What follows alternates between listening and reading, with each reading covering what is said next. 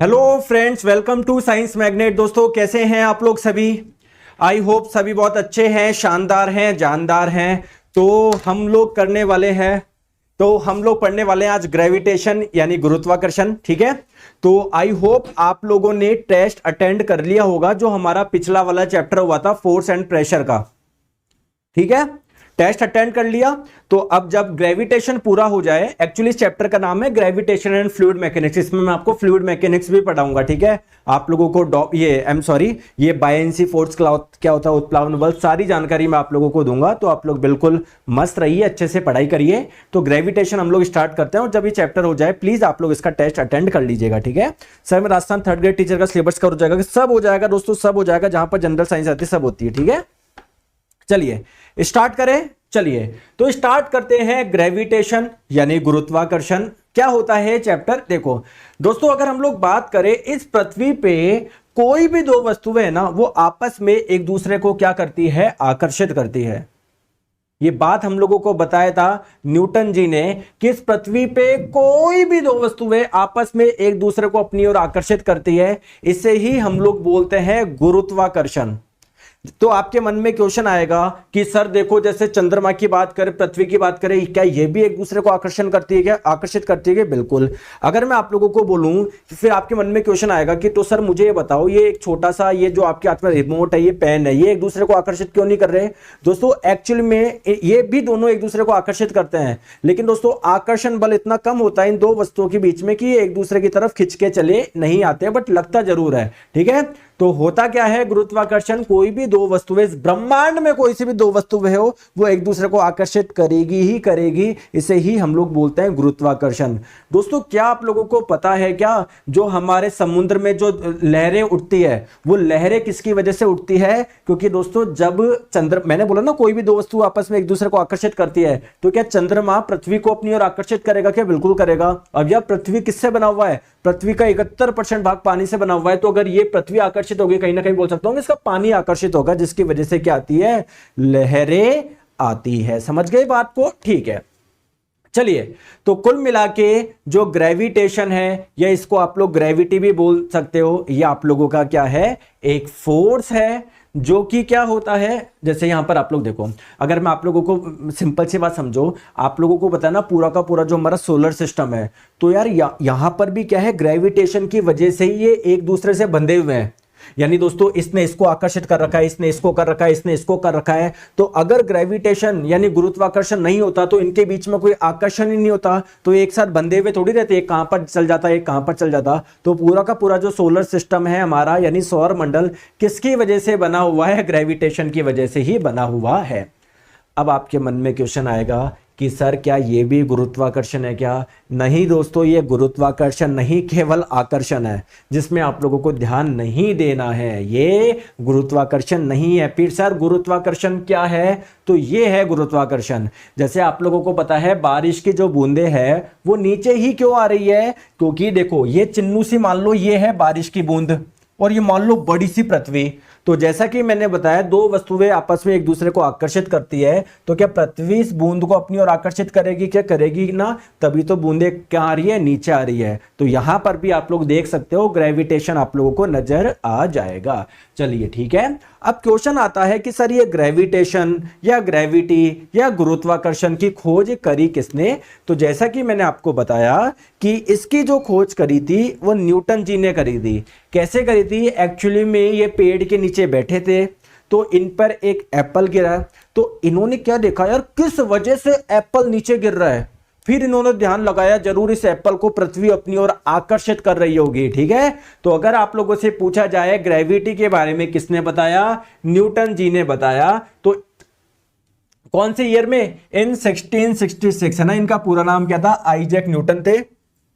तो पहले इन्होंने फोर्स ऑफ ग्रेविटी के बारे में बताया, और बाद में दोस्तों इन्हीं से क्या बने थे? गुरुत्वाकर्षण के नियम बने थे। पहले इन्होंने फोर्स का बताया कि नहीं, पृथ्वी हर वस्तु को अपनी ओर आकर्षित करती है। फिर इसको हम लोगों ने जनरल कर दिया कि नहीं, कोई भी दो वस्तुएं एक दूसरे को आकर्षित करती है। समझ में आ गई क्या? और इनको ये जो ख्याल आया था, कब आया था? जब इन्होंने सेब को एक पेड़ से गिरते हुए नीचे देखा। चलिए बहुत बढ़िया, अब बात करते हैं sir universal law of gravitation के बारे में। तो यूनिवर्सल का मतलब क्या है, जो सभी जगह एप्लीकेबल हो। ग्रेविटेशन क्या है वो आपको मैं समझा ही चुका हूं। तो यूनिवर्सल लॉ ऑफ ग्रेविटेशन क्या बोलता है, इधर देखो।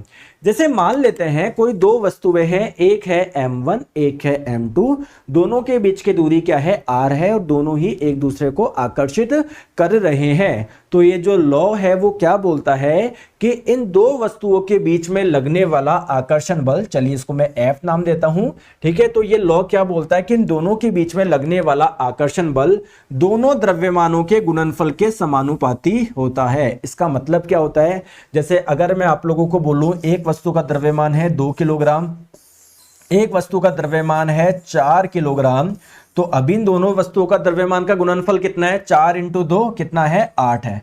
अगर एक वस्तु का द्रव्यमान है दोस्तों 10 किलोग्राम, एक का है मान लेते हैं 100 किलोग्राम, तो इनके दोनों द्रव्यमान के गुणनफल कितना है, 100 इंटू 10 यानी 1000। तो गुणनफल ज्यादा कहां पर है, यहां पर ज्यादा है, यहां पर, सर यहां पर ज्यादा है। इसका मतलब इन दोनों द्रव्यमानों के बीच में आकर्षण बल क्या होगा, ज्यादा होगा, क्योंकि साफ बोला गया है जो लगने वाला आकर्षण बल है ना वो समानुपाती है गुणनफल के, यानी गुणनफल ज्यादा तो लगने वाला बल ज्यादा। दोस्तों दूसरी चीज ये क्या बोलता है कि इन दोनों के बीच में जो लगने वाला आकर्षण बल होता है ना वो दूरी के वर्ग के व्युत्क्रमानुपाती होता है। क्लियर है क्या सर? V बराबर आई आर में V का मान नेगेटिव हो तो कैपिटल I का मान भी नेगेटिव हो, तो प्लीज दिनों से डाउट है V बराबर आई आर कहां पर आ गया, अभी तो इलेक्ट्रिसिटी होगा तब आएगा ना यार, इलेक्ट्रिसिटी होगा कमलेश जी जब पढ़ेंगे V बराबर आई आर, ठीक है। चलो आ जाइए प्लीज, है ना, इधर समझिए। तो क्या बोला जा रहा है कि जितना ज्यादा दूरी का वर्ग ज्यादा होगा, इन दोनों के बीच की दूरी का वर्ग जितना ज्यादा होगा, इनके बीच में लगने वाला बल उतना ही कम होगा, क्योंकि इनवर्सली प्रोपोर्शनल है, व्युत्क्रमानुपाती है। तो अगर मैं इसको नाम दूं समीकरण नंबर 1 और अगर मैं इसको नाम दूं समीकरण नंबर 2, तो दोनों को आप लोग कंबाइंड करके क्या बोल सकते हो कि जो फोर्स होता है वो डायरेक्टली प्रोपोर्शनल है किसके, m1 m2 बट्टे r स्क्वायर के, ठीक है। क्या आप लोग बोल सकते हो क्या? दोस्तों आप लोग मुझे एक चीज बताइए, जब भी समानुपाती का चिन्ह आप लोग हटाओगे तो एक कांस्टेंट आता है ना, और दोस्तों यहां पर भी क्या आएगा, एक कांस्टेंट आएगा। जैसे मैंने आप लोगों को बोला कि आपकी जो हाइट है ना वो एज के प्रोपोर्शनल है, जैसे जैसे हाइट एज बढ़ती जा रही है वैसे वैसे आपकी हाइट बढ़ेगी। अब जैसे मैं आप लोगों को बोलूं हाइट है ना आपकी एज का दुगना है, मान लो मैंने रिसर्च करके देखा, इसका मतलब अगर आपकी एज मान लो 3 साल की है तो हाइट 6 साल की है, अगर एज आपकी 4 साल की है तो हाइट आपकी 8 फीट की है, कुछ ऐसा हम लोगों ने देखा। तो मतलब हमेशा जब भी कोई चीज समानुपाती होती है तो कांस्टेंट तो आएगा ना यार, कितना समानुपाती, 2 गुना है, 4 गुना है, 5 गुना है, 1.5 गुना है, 2 गुना है, कितना है, ठीक है। तो यहां पर भी जब समानुपाती का चिन्ह हटेगा तो एक कांस्टेंट आएगा, और दोस्तों इस कांस्टेंट को हम लोग कैपिटल जी से रिप्रेजेंट करते हैं, ठीक है। तो मैंने इधर लिख दिया कैपिटल जी, बाकी का मैंने ऐसे की ऐसे लिख दिया। तो अगर आप लोगों से पूछा जाए कि यार ये कैपिटल जी क्या है, तो दोस्तों कैपिटल जी होता है ना, इसको हम लोग बोलते हैं यूनिवर्सल ग्रेविटेशनल कांस्टेंट। क्या बोलता है? यूनिवर्सल ग्रेविटेशनल कांस्टेंट, ठीक है। और हिंदी में आप लोग इसको बोलते हैं सार्वत्रिक गुरुत्वाकर्षण नियतांक। दोस्तों इसको सार्वत्रिक गुरुत्वाकर्षण नियतांक क्यों बोल रहे हैं? क्योंकि इस कैपिटल जी की वैल्यू इस पूरे यूनिवर्स में यानी सभी जगह क्या रहती है, समान रहती है। अगर आप चाहे चंद्रमा पे जाओ चाहे कहीं पर भी जाओ, कैपिटल जी का मान फिक्स है। कितना होता है? 6.67 इंटू 10 की पावर -11 होता है। सर इसका कोई मात्रक होगा क्या? बिल्कुल होगा। कैसे निकाल सकते हो? यहां से देखो कैपिटल जी क्या हो जाएगा, F into R square. F का मात्रक, फोर्स का मात्रक होता है न्यूटन, आर स्क्वायर का हो जाएगा मीटर स्क्वायर, और m1 m2 कहां आ जाएगा, नीचे आ जाएगा। m1 m2 किलोग्राम किलोग्राम यानी kilogram square, clear. Newton metre square बट्टे किलोग्राम स्क्वायर क्या हो जाएगा, कैपिटल जी का मात्रक हो जाएगा, ठीक है। समझ में आ गई बात को? ठीक है। तो दोस्तों अगर आप लोगों से एक छोटी सी बात पूछी जाए कभी भी जीवन में कि यार जो कैपिटल जी है यानी यूनिवर्सल ग्रेविटेशनल कांस्टेंट है, इसकी जो वैल्यू किसने फाइंड करी थी, किसने बताया इसकी वैल्यू इतनी होगी 6.67 इंटू 10 की पावर -11, ठीक है, ठीक है, ठीक है। तो आप लोग मुझे बताइए तो आप लोग क्या बोलोगे? हेनरी कैवेंडिश जी ने क्या करा था, फाइंड करा था। ओके चले आगे।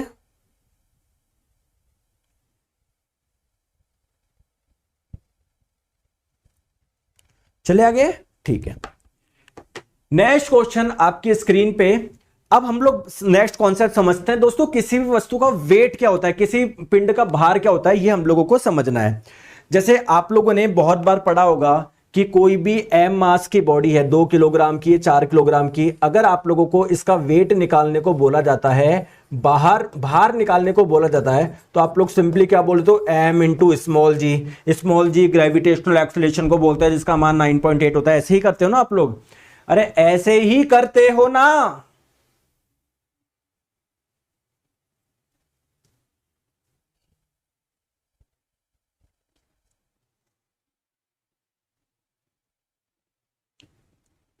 ऐसे ही करते हो ना?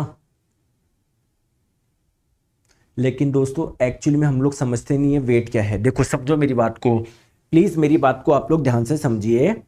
आप लोग मुझे बताइए, कोई भी एम द्रव्यमान की वस्तु है, ये मान लो एम द्रव्यमान की वस्तु है, तो जब आप लोग छोड़ोगे तो नीचे आ रही है क्या? नीचे आ रही है क्या? नीचे आ रही है क्या? क्यों आ रही है? क्योंकि पृथ्वी इसको अपनी ओर क्या कर रही है? आकर्षित कर रही है।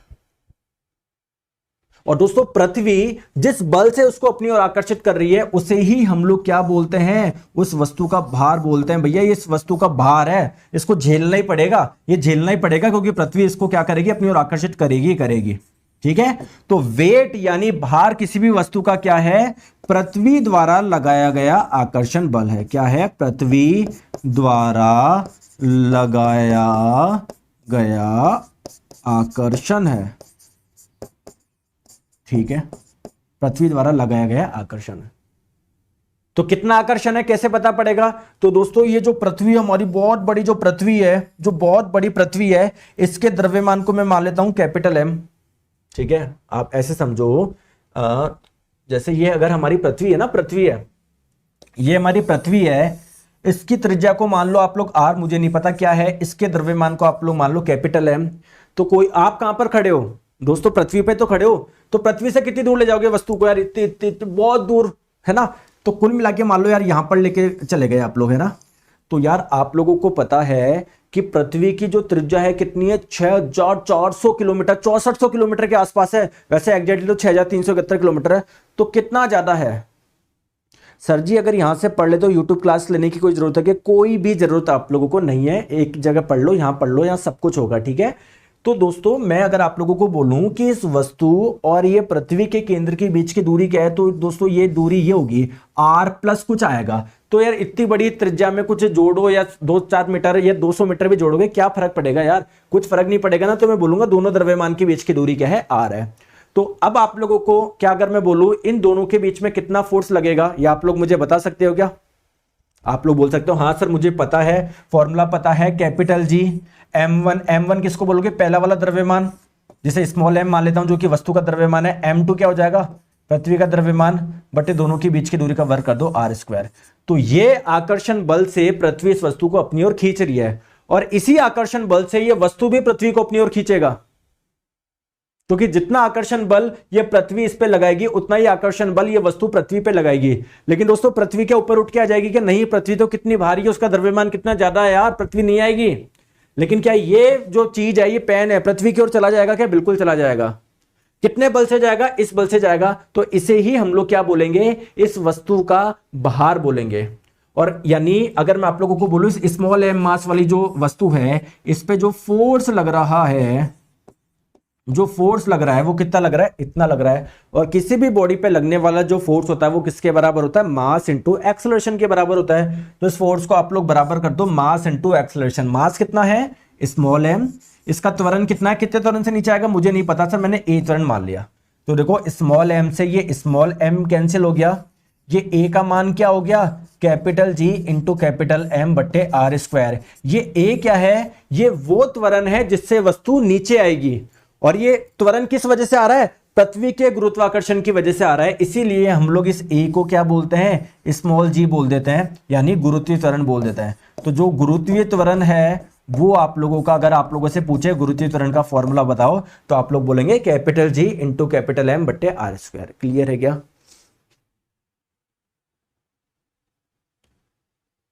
क्लियर है क्या? क्लियर है क्या? ठीक है। तो दोस्तों अगर मैं आप लोगों को बोलूं स्मॉल जी का मान निकालो, यानी गुरुत्वीय त्वरण का मान निकालो, तो आप लोगों की जानकारी के लिए मैं बता दूं कैपिटल जी का मान तो आप लोगों को पता ही है कितना होता है, 6.67 इंटू 10⁻⁻11 होता है। दोस्तों पृथ्वी का जो द्रव्यमान होता है वो लगभग 5.92 इंटू 10⁻24 किलोग्राम होता है। पृथ्वी की त्रिज्या कितनी होती है, देखो मैंने सारी चीज लिख दी। पृथ्वी की त्रिज्या होती है 6371 किलोमीटर। तो अगर मीटर में बदलना हो तो इसको क्या कर दो, 1000 से मल्टीप्लाई कर दो। अब क्या कर दो, इसका स्क्वायर कर दो। तो जब सब आप लोग सारी वैल्यू पुट करके जब आप लोग इसको सॉल्व करोगे तो स्मॉल जी का मान कितना आएगा, 9.8 मीटर पर सेकंड स्क्वायर आएगा। समझ में आ गई बात को, समझ में आ गई बात को। तो यहां से आया ये। तो दोस्तों अगर आप लोगों से कोई छोटी सी चीज पूछा जाए, है ना, एक छोटी सी चीज मैं आप लोगों से पूछूं, एक छोटी सी चीज में अगर आप लोगों से पूछूं कि पृथ्वी की सतह पर या पृथ्वी पर गुरुत्वीय त्वरण निकालने का फॉर्मूला क्या है, आप लोग बोलोगे capital G into capital M बट्टे आर स्क्वायर। दोस्तों इसमें क्या क्या आ रहा है, कैपिटल एम क्या है, पृथ्वी का द्रव्यमान है, कैपिटल आर क्या है, पृथ्वी की त्रिज्या है। क्या इसमें वस्तु का द्रव्यमान आ रहा है क्या? तो कुल मिला के चाहे आप एक छोटे से पेन को छोड़ो, चाहे बड़े से वस्तु को छोड़ो, चाहे कोई हल्की को छोड़ो, भारी को छोड़ो, वो कितने त्वरण से नीचे आएगा, 9.8 मीटर पर सेकंड स्क्वायर के त्वरण से ही नीचे आएगा। क्लियर है क्या? हाँ मोहम्मद नदीम जी, सब कवर हो जाएगा आप लोगों का। ठीक है, समझ में आ गई बात को? आई होप आप लोगों को ये बातें क्लियर है, क्लियर है ना? तो आप लोग बोलेंगे गुरुत्वीय त्वरण का मान निर्भर नहीं करता वस्तु के द्रव्यमान पे या वस्तु की त्रिज्या पे। अगर आप लोग पृथ्वी पे गुरुत्वीय त्वरण निकालना चाह रहे हो तो वो किस पे डिपेंड करेगा, पृथ्वी के द्रव्यमान पे और पृथ्वी की त्रिज्या पे। दोस्तों अभी आपने कहां पर निकाला, वस्तु को इधर माना आप लोगों ने, तो कुल मिला के आपने इस जगह अगर वस्तु को रखोगे तो उसका त्वरण कितना होगा वो आप लोगों ने निकाल दिया, जो कितना मान है, लगभग 9.8 मीटर पर सेकंड स्क्वायर है। लेकिन दोस्तों क्या आप लोगों को पता है हमारी जो पृथ्वी है वो एग्जैक्ट स्फेरिकल शेप की नहीं होके कैसी है, कुछ ऐसी है ना। मतलब देखो इसको आप लोग बोलते हो भूमध्य रेखा, इक्वेटर, क्योंकि ये पूरे इसको दो भागों में बांट देती है। ये है आपकी इक्वेटर, इक्वेटर और हिंदी में बोलेंगे भूमध्य। ठीक है, और दोस्तों इनको आप लोग क्या बोलते हो, इनको आप लोग बोलते हो पोल, ध्रुव। ठीक है, तो अगर आप लोग ध्यान से देखोगे ये वाली त्रिज्या क्या होगी, कम होगी, ये वाली त्रिज्या क्या होगी आप लोगों की, ज्यादा होगी। तो अगर ये वाली त्रिज्या ज्यादा है तो इस जगह और इस जगह गुरुत्वीय त्वरण का मान क्या होगा, कम होगा। समझ में आ गया? तो अगर मैं बोलूं क्या, इस पॉइंट पर और इस पॉइंट पर यहां पर स्मॉल जी का मान क्या होगा, कम होगा। ठीक है, क्योंकि यहां पर क्या है, त्रिज्या ज्यादा है। देखो, क्योंकि अगर इसका मान ज्यादा होगा तो ये मान कम होगा, जबकि यहां पर ये त्रिज्या कम है तो गुरुत्वीय त्वरण का मान इस जगह क्या होगा, ज्यादा होगा। तो पोल पर स्मॉल जी का मान क्या होगा, ज्यादा होगा, ज्यादा होगा। क्लियर है? और कितना होगा, 9.8 मीटर पर सेकंड स्क्वायर। सर टॉपिक की पीडीएफ क्लास से पहले देंगे तो प्रिंट आउट सामने रख कर पाऊंगा तो ज्यादा क्लियर करूंगा। अरे बॉस जी इधर पढ़ लो पहले, कुछ नहीं होगा पीडीएफ से, ये पढ़ो तभी सिलेक्शन होगा। पीडीएफ रोते रहते हो, पीडीएफ पता नहीं तुमने क्या बना लिया पीडीएफ को, तभी तो सिलेक्शन नहीं हो रहा तुम्हारा सबका। समझा रहा हूं, ये ध्यान नहीं दे रहे, पीडीएफ पे ध्यान जा रहा है तुम्हारा। पीडीएफ दे दो पहले, क्लास से पहले। मार्केट में बहुत सारी पीडीएफ है, बुक मिल रही है मार्केट में, 100 रुपए की लिया हो, उससे बढ़िया क्या पीडीएफ मिलेगी। इधर ध्यान ही नहीं है तुम्हारा यार। कॉन्सेप्ट तो समझो, कॉन्सेप्ट समझोगे तभी तो क्वेश्चन बनेंगे। पीडीएफ का क्या चार्ट डालोगे क्या, लिख लो अपने हाथ से लिख लो। और भाई क्लास के बाद तो मिल ही रही है।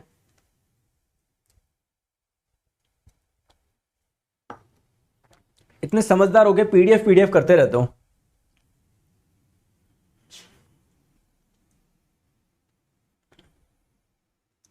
ठीक है दोस्तों, अगर मैं आप लोगों से क्वेश्चन पूछूं छोटा सा कि सर ठीक है आपने इधर बता दिया ज्यादा होगा, है ना, इधर ज्यादा होगा क्योंकि ये त्रिज्या क्या है, कम है। सर इधर क्या होगा, इधर कम होगा, आपने बता दिया। लेकिन सर अगर मैं आप लोगों से पूछूं पृथ्वी की सतह पर कुछ ऊंचाई पे जा रहा हूं, यहां पर जा रहा हूं, यहां पर जा रहा हूं या यहां पर जा रहा हूं, तब क्या होगा। तो दोस्तों लिख लो, अगर आप लोग हाइट पे जाओगे, हाइट यानी ऊंचाई पर जाओगे ना, ऊंचाई पर तो ऊंचाई पर भी जी का मान क्या होगा, कम होगा, स्मॉल जी का मान क्या होगा, कम होगा।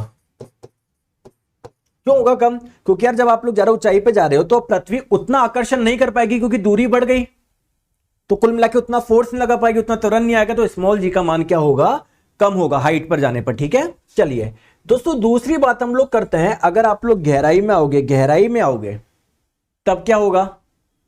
तो दोस्तों अगर आप लोग गहराई में आओगे, जैसे मान लो इस जगह आ गए, तो कुल मिला के पृथ्वी का ये वाला पार्ट तो आकर्षित कर रहा है, पहले यार इतना सारा पार्ट आकर्षित कर रहा था, तो अब उतना फोर्स नहीं लगेगा जितना लगना चाहिए था, तो आप लोग बोलेंगे कि सर डेप्थ यानी गहराई पर आओगे ना, डेप्थ यानी गहराई पर, तो गहराई पर भी स्मॉल जी का मान क्या होगा, कम होगा। ठीक है दोस्तों, अगर आप लोग बिल्कुल सेंटर पे आ जाओगे, सेंटर पर, तो सेंटर पर यानी केंद्र पर स्मॉल जी का मान क्या होगा, जीरो होगा। समझ में आ गई बात को? ठीक है, ठीक है, कोई परेशानी, कोई दिक्कत? यहां तक आ गई बात समझ में? आ जाओ, इन पॉइंट्स को लिखते हैं, ये सारी चीज मैंने आपको लिखवा दी है। बल्कि दोस्तों लिख लिख के पढ़ाने पर ज्यादा मजा आ रहा है यार, है ना? लिख लिख के पढ़ाने पर ज्यादा मजा आ रहा है ना? चलो, तो आपने बता दिया किसी भी प्लानेट पे गुरुत्वीय त्वरण कैसे निकालते हैं, सर इसका फॉर्मूला बता दिया, capital G into capital M बट्टे आर स्क्वायर।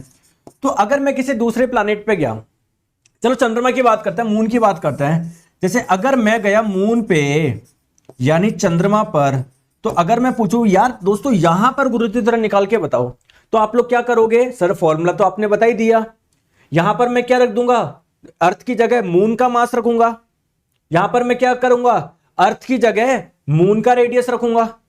तो जब आप ये सारे मान पुट करेंगे तो आप लोग क्या देखते हो, यहां पर गुरुत्वीय त्वरण क्या होगा, काफी कम आएगा। क्यों? क्योंकि देखो पृथ्वी का तो क्या था, द्रव्यमान बहुत ज्यादा था,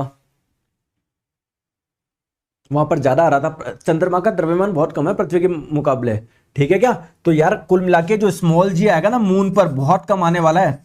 कितना आएगा? पृथ्वी पे कितना होता है, 9.8 होता है ना, यहां पर आएगा 9.8 का एग्जैक्ट बट्टा 6, यानी 9.8 बाय 6 में आपको करके देता हूं, जा रहा है 1.63 मीटर पर सेकेंड, मीटर पर सेकेंड स्क्वायर, थोड़ी त्वरण का मात्रक ही होता है। तो अगर आप लोगों से पूछा जाए स्मॉल जी यानी गुरुत्वीय त्वरण का मान मून पर कितना होता है, तो स्मॉल जी का मान अर्थ पे जितना होता है ना, पृथ्वी पर, उसका बट्टे 6 ही होता है। तो 9.8 का आप लोग बट्टे 6 करोगे तो कितना होगा, 1.63 मीटर पर सेकेंड। ठीक है, क्लियर है?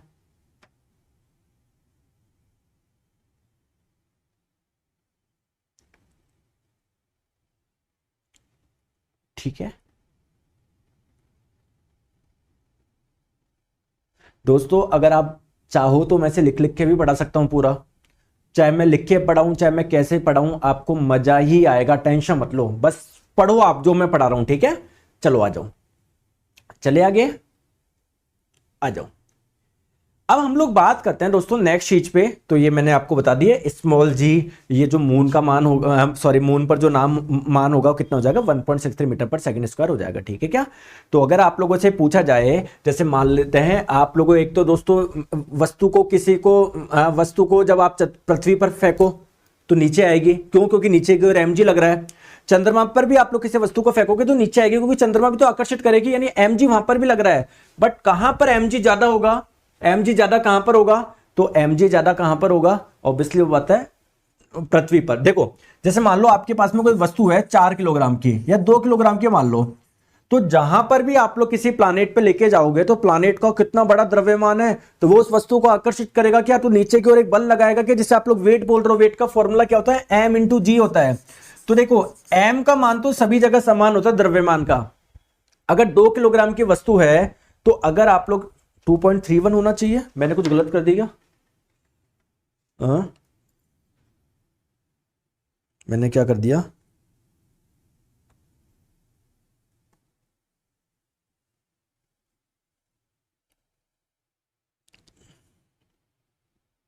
नहीं सही है दोस्तों, 9.8/6 जो होगा 1.6333 आ रहा है ना, 2.31 कहां से आएगा? आप करके देख लो, 9.8/6 2.31 को अगर आप लोग मल्टीप्लाई करोगे 6 से तो 13.86 आ रहा ही है, ठीक है, 1.6 ही आएगा ये, 1.633, ठीक है। हाँ जी, तो मैं आपको क्या बोल रहा था, बात को आप लोग समझिए। देखो मैं आपको ये बोलना चाह रहा था कि देखो जो mg आप लोगों को निकालना है, तो देखो कोई भी अगर वस्तु मान लो 10 किलोग्राम की है ना, तो अगर आप लोग चंद्रमा पे जाओगे 10 किलोग्राम की रहेगी, ऐसी नहीं रहेगी द्रव्यमान चेंज हो गया, द्रव्यमान में चेंज नहीं आता है, ठीक है यार। 5 किलोग्राम की वस्तु है, चंद्रमा पे जाओगे तब भी 5 किलोग्राम की रहेगी, ऐसे थोड़ी द्रव्यमान चेंज हो जाएगा, द्रव्यमान चेंज नहीं होगा। क्या चेंज होगा? वहां पर गुरुत्वाकर्षण चेंज होगा, तो वहां पर गुरुत्वाकर्षण चेंज होने की वजह से भार चेंज होगा, ठीक है। तो अगर हम लोग बात करें, सिंपल सी बात करते हैं, अगर हम लोग बात करें कोई वस्तु है जिसका द्रव्यमान है 100 किलोग्राम पृथ्वी पर, तो अगर चंद्रमा पर जाओगे तब भी द्रव्यमान 100 किलोग्राम ही रहेगा। चेंज क्या होगा? वेट चेंज होगा, भार चेंज होगा उस वस्तु का। भार क्या होता है? m इंटू जी, तो m का मान है 100, g का मान है 9.8, तो ये कितना आ जाएगा आप लोगों का? 980 न्यूटन हो जाएगा, ठीक है। अगर बात करें मून पर, तो मून पर आप लोगों का m इंटू जी निकालना है, तो m का मान क्या है? 100, g का मान क्या है? यहां पर 9.8 का बट्टे 6 कर दो, या सिंपली ही दोस्तों जो वेट यहां पर आया था आप लोगों का 980, उसका बट्टे 6 कर दो। तो जब 980 का बट्टे 6 करोगे, यहां पर कितना आ जाएगा? 162.6 न्यूटन के आसपास आप लोगों का हो जाएगा। समझ में आ गई बात को? ठीक है, आई होप आप लोग को समझ में आ गया होगा। अब दोस्तों स्मॉल जी के मान में कैसे कैसे परिवर्तन होता है मैंने आप लोगों को बता दिया। आप चाहे गहराई में जाइए, चाहे आप लोग पृथ्वी की सतह से ऊंचाई पे जाइए, गुरुत्वाकर्षण का मान क्या होगा? कम ही होगा। पोल्स पे मैंने बता दिया सबसे ज्यादा होगा, ठीक है। अगर आप लोगों से पूछा जाए सेंटर पे, केंद्र पे, तो केंद्र पे जो स्मॉल जी होगा उसका मान क्या होगा? 0 होगा। ये सारी चीजें मैं आप लोगों को बता चुका हूं।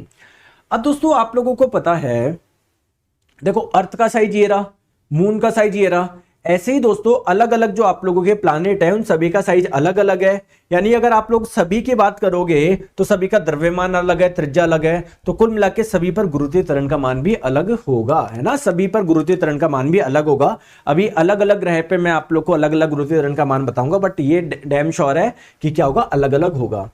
अब बात आती है सर गुरुत्वाकर्षण कैसे मेजर करोगे? आ जाओ। जैसे ये आप लोगों का क्या है दोस्तों? पृथ्वी की सतह है, आपको पता है एग्जैक्ट बिल्कुल प्लेन नहीं है, बिल्कुल ऐसे सरफेस रेगुलर, थोड़ा सा इररेगुलर है। तो आप लोग देखो कहीं पर नीला निशान है, कहीं पर लाल निशान है, कहीं पर पीला निशान है, कहीं पर हरा निशान है। तो ये नीला, हरा, लाल, ये आप लोगों को क्या बता रहा है? गुरुत्वाकर्षण का मान बता रहा है, कहां पर ज्यादा है कहां पर कम है। तो कुल मिला के गुरुत्वाकर्षण नापोगे कैसे? अरे देख लोगे यार कहां पर गुरुत्वाकर्षण का मान ज्यादा है, स्मॉल जी का मान ज्यादा कहां पर है, क्योंकि जहां पर ये मान ज्यादा है इसका मतलब वहां पर m इंटू जी ज्यादा है। m इंटू जी ज्यादा है इसका मतलब पृथ्वी है वहां पर किसी वस्तु को ज्यादा बल से खींच रही है, यानी वहां पर गुरुत्वाकर्षण ज्यादा है। तो आप लोगों को बस ये देखना है स्मॉल जी का मान कहां पर ज्यादा होता है। आपको ये बात तो पता ही है, पोल्स पे ज्यादा होता है, ये बात तो आपको पता ही है, ठीक है। अब देखो स्मॉल जी का जो मात्रक होता है वो क्या होता है? मीटर पर सेकंड। जैसे मान लो कहीं पर क्या है 9.8 मीटर पर सेकंड स्क्वायर, तो जनरली आप लोग किस में नापते हो? मीटर पर सेकंड स्क्वायर में नापते हो। अगर मैं आप लोग को बोलूं कि आप लोग सेंटीमीटर पर सेकंड स्क्वायर में नाप सकते हो क्या? बिल्कुल नाप सकते हैं सर। यानी गुरुत्वाकर्षण का जो सीजीएस मात्रक अगर मैं आप लोगों से पूछूं सीजीएस मात्रक क्या होता है, तो आप लोग बोलोगे सेंटीमीटर पर सेकंड स्क्वायर होता है। और दोस्तों इसी सेंटीमीटर पर सेकंड स्क्वायर को आप लोग क्या बोलते हो? गल बोलते हो। क्या बोलते हो? गल बोलते हो। क्या बोलते हो? गल बोलते हो, ठीक है, ठीक है। अगर मैं आप लोगों को बोलूं कि 1 मिलीगल क्या होगा? 1 मिलीगल क्या होगा? तो 1 मिलीगल क्या होगा? 10 की पावर -3 गल, ठीक है क्या? ठीक है, या 0.001 गल। तो आप लोग यहां पर देख रहे हो कि रेड कलर आप लोगों को क्या बता रहा है यार? यहां पर जो ग्रेविटेशनल फील्ड है बहुत ज्यादा, ये गुरुत्वाकर्षण का मान क्या है? बहुत ज्यादा। देखो 50 मिलीगल है। जहां पर आप लोगों का ब्लू कलर का है, तो ब्लू कलर का क्या है? वहां पर बहुत कम है, -50 मिलीगल है, ठीक है। तो बस कुल मिला के मैं आपको यह बताना चाह रहा हूं कि हर जगह जो हमारा गुरुत्वाकर्षण का मान होता है वो अलग अलग होता है, ठीक है, ठीक है।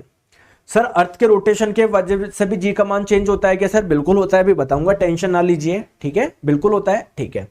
चलो आ जाओ, तो गुरुत्वाकर्षण को आपको पता है मीटर पर सेकंड स्क्वायर में नापोगे, मैंने आप लोगों को बता दिया। दोस्तों मैं आप लोगों को बता दूं, इस ब्रह्मांड में एक जगह ऐसी है जहां पर गुरुत्वाकर्षण का मान बहुत ज्यादा है, बहुत बहुत बहुत बहुत बहुत ज्यादा है, ठीक है। मतलब वहां पर ऐसी ज्यादा है कि कोई भी चीज जाएगी ना वो उसकी तरफ आकर्षित हो जाएगी। भाई पूरे ब्रह्मांड में एक जगह है जिसको हम लोगों ने ब्लैक होल नाम दिया है। इसको ब्लैक होल क्यों नाम दिया है अभी मैं बताऊंगा। दोस्तों यहां पर गुरुत्वाकर्षण का मान इतना ज्यादा है कि कोई भी वस्तु जाएगी ना वो इसमें आकर्षित हो जाएगी, इसमें घुस जाएगी, इसमें गायब हो जाएगी। इवन दोस्तों जो लाइट होती है ना, लाइट प्रकाश, आपको पता है उसकी स्पीड कितनी खतरनाक होती है, तुरंत निकल जाए, 1 सेकंड पता नहीं कितने लाखों किलोमीटर चल जाए, बट वो लाइट भी यहां से ट्रेवल नहीं कर सकती, क्योंकि जब लाइट जाएगी ना उसको भी अपने में आकर्षित कर लेता है ये।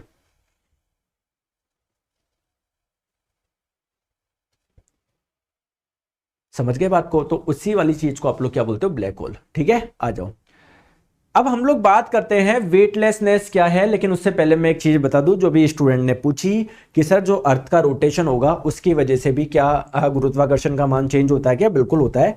कैसे होता है? गुरुत्वाकर्षण का मान चेंज होता है क्या? बिल्कुल। कैसे होता है आप समझो। यहां पर देखो दोस्तों, कल मैंने आप लोगों को बताया था कि कोई भी वस्तु, जैसे मान लो अर्थ आपको क्या पता है रोटेट कर रही है ना, ये ठीक है। तो अगर इस वस्तु को अगर आप लोग अर्थ पे रख दोगे तो क्या ये भी रोटेट कर रही है? तो रोटेट होने की वजह से बाहर की ओर एक फोर्स लगता है जिसको सेंट्रीफ्यूगल फोर्स बोलते हो। जानते हो क्या?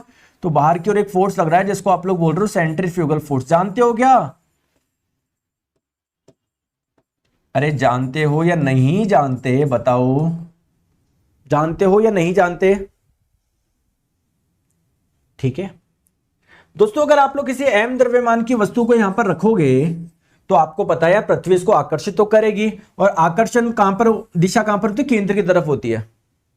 तो अगर मैं आप लोगों से बोलूं अब जो नेट फोर्स जो लग रहा है केंद्र की तरफ, वो कम लग रहा है ज्यादा लग रहा है? कम लग रहा है ना।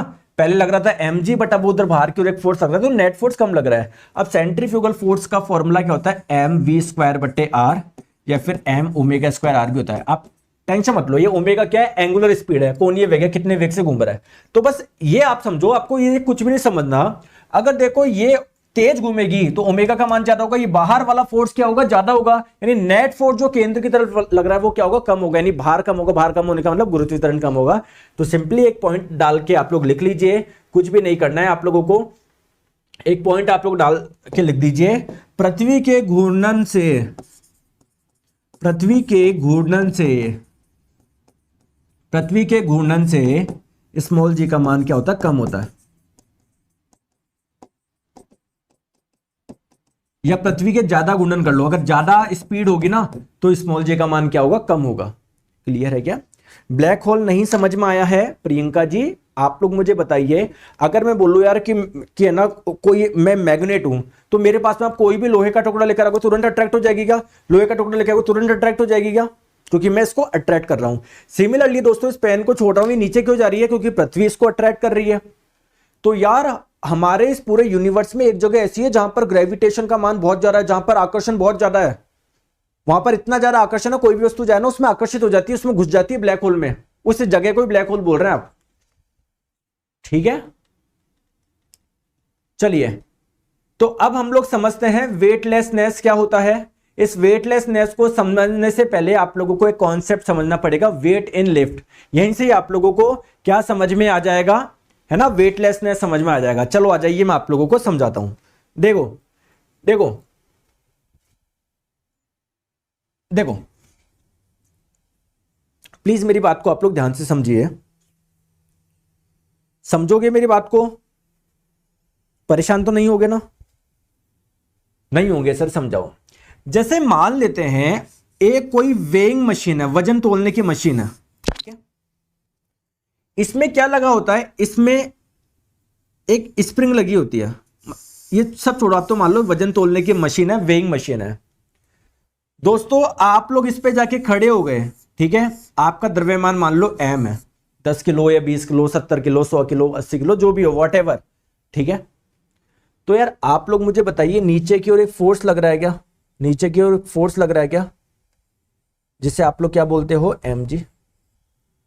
ठीक है, ठीक है। तो जो नीचे की ओर फोर्स लग रहा है उसे ही आप लोग क्या बोलते हो? उस वस्तु का वेट बोलते हो। तो यहां पर वेट क्या है? आपका mg है, जो कि आप लोग का एक्चुअल में जो वेट है वही है, ठीक है।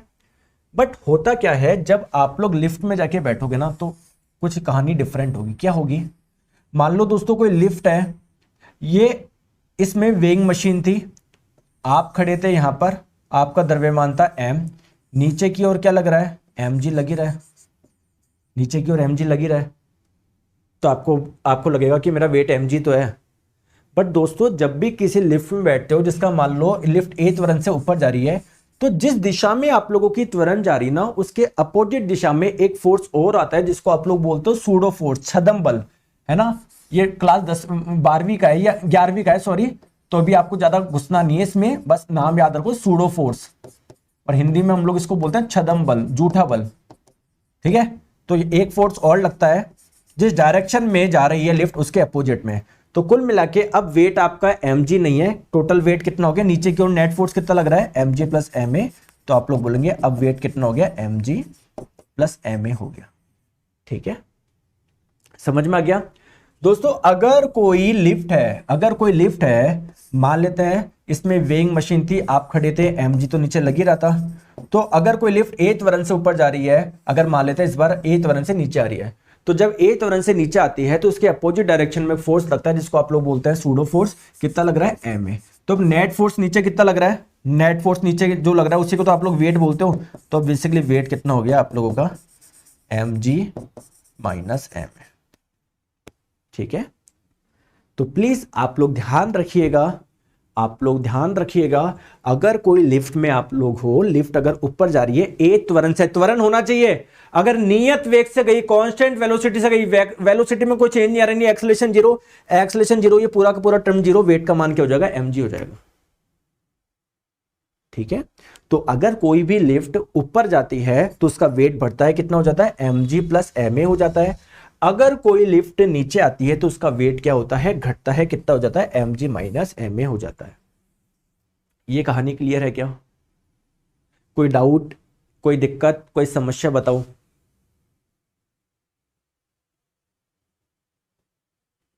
चले आगे।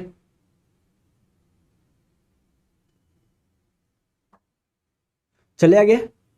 चलिए, अब दोस्तों एक चक्कर है, मान लेते हैं लिफ्ट टूट गई, लिफ्ट का जो वायर है वो टूट गया, टूट गया, तो लिफ्ट नीचे आएगी, किस त्वरण से नीचे आएगी? तो कोई भी वस्तु किस त्वरण से नीचे आती है? गुरुत्वीय त्वरण से नीचे आती है, तो ये जी त्वरण से नीचे आएगी। तो अब इसका वेट कितना होगा? वेट होगा इसका mg माइनस ma, और कौन से त्वरण से आ रही है? जी त्वरण से आ रही है, तो mg माइनस mg जीरो। यानी इसमें जो भी व्यक्ति है वेइंग मशीन पे खड़ा है वो कोई भी वेट दर्शाएगी नहीं, उसका वेट जीरो दर्शाएगी। तो इसी को हम लोग बोलते हैं वेटलेसनेस, भारहीनता। क्या? भारहीनता, ठीक है। तो वेटलेसनेस, भारहीनता क्या होता है? मतलब आपको कुछ भारी नहीं लग रहा, कोई नीचे कोई चीज नीचे लाई नहीं रही आपको, कोई चीज देखो हवा में उड़ रहे हो आप, हवा में उड़ रहे हो, कोई नीचे आई नहीं रही, तो ये वेटलेसनेस का रियल लाइफ एग्जांपल है। और एक्चुअल में कॉन्सेप्ट क्या है? ये जब स्प्रिंग पे आप लोग खड़े हो जाओगे ना वेइंग मशीन पे, तो आपका वेट जीरो दिखाएगा। क्यों? जब भी कोई वस्तु को आप लोग काट देते हो, अगर वो जी त्वरण से नीचे आती है तो यहां पर आप लोग का जो वेट आएगा वो क्या आ जाएगा? जीरो आ जाएगा। इस कंडीशन को बोलते हैं वेटलेसनेस, ठीक है। तो दोस्तों आज के लिए इतना रखते हैं, बाकी फिर कल हम लोग पढ़ेंगे एस्केप वेलोसिटी, और बाकी अलग अलग ग्रह पर कितना अलग अलग चाल होती है वो हम लोग समझेंगे। फिर मैं कॉन्ट्रीब्यूशन बनाऊंगा अलग अलग साइंटिस्ट के। फिर हम लोग स्टार्ट करेंगे फ्लूइड मैकेनिक्स के बारे में, अलग अलग प्रॉपर्टी, डेंसिटी वगैरह क्या होती है, सारी चीज हम लोग, बेस्ट कंटेंट आप लोगों को मिलेगा, टेंशन मत लो, कंप्रेसिबिलिटी वगैरह सब हम लोग समझेंगे, ठीक है। तो आज के लिए इतना रखते हैं, थैंक यू सो मच, कल करेंगे इसका पार्ट नंबर 2। Bye bye.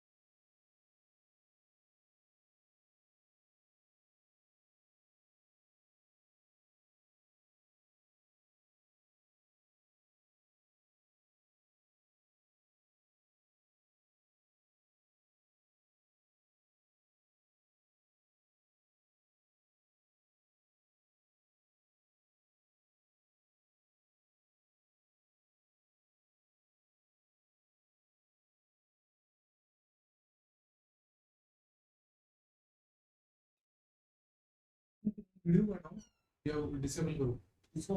आप रिकॉर्ड करोगे ना? तो अभी मत करो, जब मैं कर दूं तब करना। और सुनो, जो सुन मैंने बात कर ली सर से, तो अपन जैसे वो शेड्यूल बनवा देना मैम से। आप अपने हिसाब से कर लेगा, तो कोई मेरे को तो आपको डाउनलोड करके देता हूँ।